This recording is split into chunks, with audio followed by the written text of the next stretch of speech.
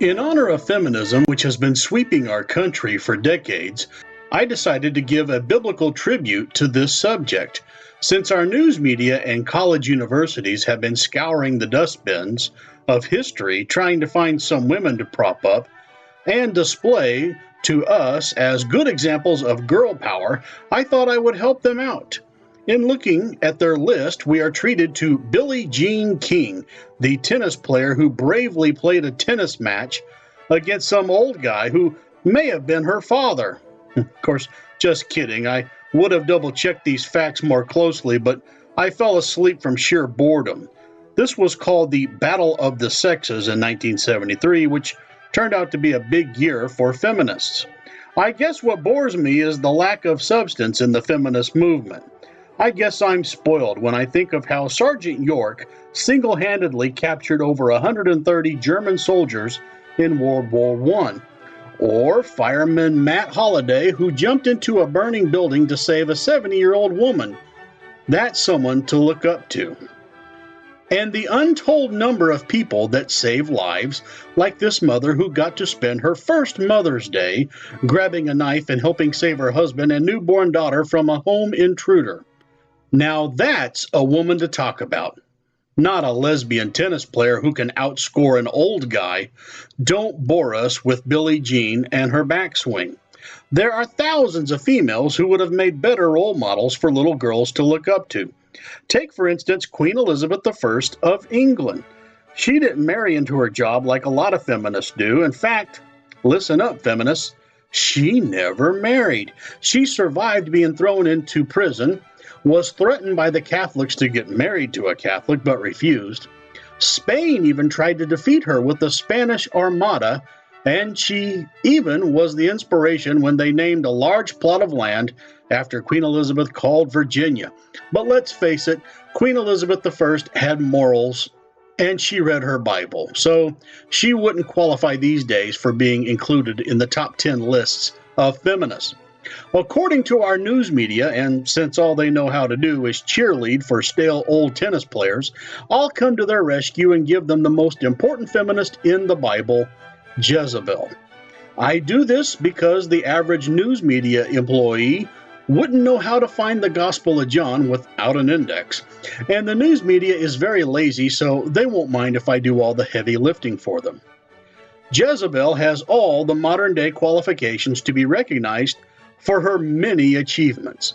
Like most modern feminists, she did absolutely nothing to earn her position of authority. Yep, it was handed to her. Then, like most feminists that crave power, she married a spineless man who also had done nothing spectacular to earn his position of authority. And once she became a queen, she started acting like a king. This is very important to modern-day feminists. She uses the king's signet ring to order people around and immediately attack someone who had private property, which is also a fringe benefit to modern-day feminists. It seems to go hand in hand with communism's hatred for private property. Once the private property owner is killed for not turning his private property over to the government, Jezebel then gets told that she's bad and evil by a man of God, so she flips out. Elijah's a manly man and sleeps outside most nights, and he's also a man of God.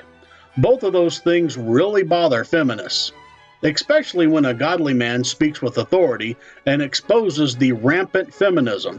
How dare the prophet of God not recognize her brilliance? Hey look, I managed to say that with a straight face. Jezebel's husband dies, which is okay with feminism because, after all, he's a man, and his usefulness was over anyway, because according to feminism, when a man's usefulness is over, well, they just get in the way. The next time we hear about Jezebel is when she's in a building with a bunch of eunuchs. But God sends another man's man to deal with the feminist Jezebel, and he drives a chariot over to see Jezebel. And news spreads, and Jezebel hears about it. So what does the greatest feminist of all time do? Does she attack him face to face, proving her superiority over this man? No. She puts on makeup. Just let that sink in for a while. Now, I want to put in a good word for makeup. Deep down, I'm kind of glad that most feminists apply makeup because most of them really need it. But the greatest feminist of all time applies makeup before seeing this manly man that's come to kill her. And it might have worked, but the manly man named Jehu doesn't even address her or get anywhere near her, which is a wise thing to do. Don't even address them. Feminists probably couldn't handle your logic anyway.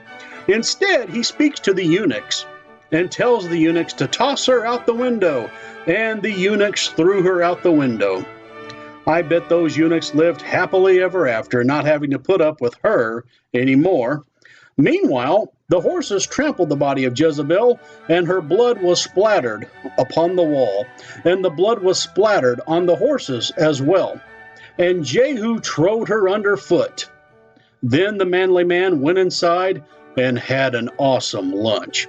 He probably had quite the appetite after riding those chariots around. There's nothing like the sense of accomplishment knowing you've done the Lord's work.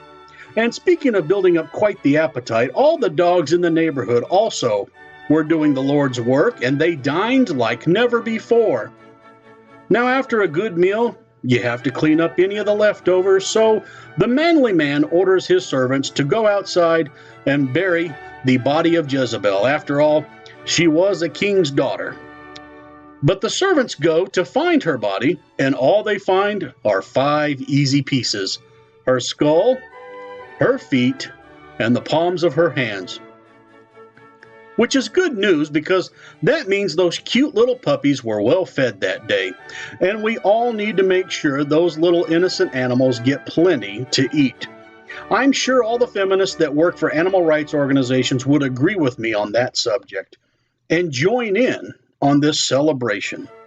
Now, normally that would end the story, but I really wasn't kidding when I said that Jezebel was the ultimate feminist in our modern era. The Bible says that the spirit of Jezebel will be very active in the future. A spirit that can get you killed and turn your property over to the government. Your ministry turned over to the government. Your testimony, your finances, your family turned over to the government. It seems that these feminists never truly go away, even after rejection. They never stay buried in the dustbin of history. Instead of propping up losers who don't accomplish anything important so that little girls can worship them, why not train young children to live by the teachings of the greatest philosopher, the greatest provider, the greatest teacher, the greatest lover, the greatest motivator, the greatest healer, and the greatest overachiever of all time? The teachings of Jesus should be propped up and admired by school children all over the world. And if you get saved today, then you will have hitched your wagon to the greatest God that anyone could have ever hoped for. Now, I realize this message was probably rougher than the smooth and polished messages some of you are used to, so I'll leave you with something warm and fuzzy.